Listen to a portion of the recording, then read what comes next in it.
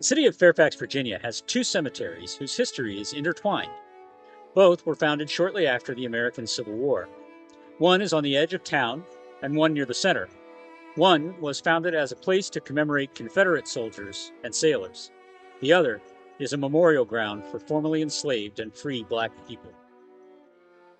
In the aftermath of the Civil War, the Quartermaster General of the Union Army, Montgomery C. Meigs, was tasked with identifying and moving Union dead from their burial places near where they fell to national cemeteries that were created by Congress.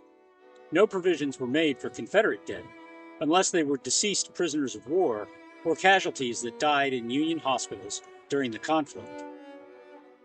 In 1866, after identifying the need to reinter Confederate remains, a Ladies' Memorial Association was founded in Fairfax with a mission to establish a Confederate cemetery for Fairfax County. About 200 sets of unidentified Confederate remains were gathered from around the county and reinterred here under this mound. The Fairfax Cemetery grew as a private, segregated burial ground until the city of Fairfax assumed ownership in 1962. Here you will find the names and graves of many influential members of the Fairfax community. 2 years after the founding of the Fairfax Cemetery, in 1868, Alfred Whaley, a successful blacksmith, Thomas Sinkfeld, a farmer, and Milton Brooks purchased an acre of ground near Germantown from William Rumsey.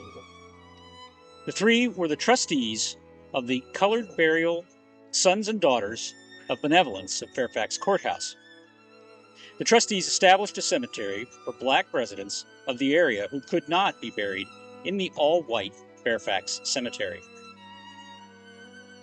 Many of the markers here have been lost or are unreadable, but there are about 100 documented graves, and it is likely that there are many more.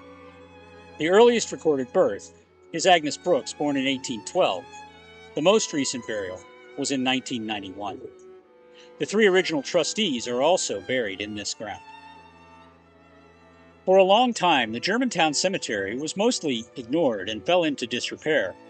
Headstones were vandalized. Some fell and tilted as their foundations settled.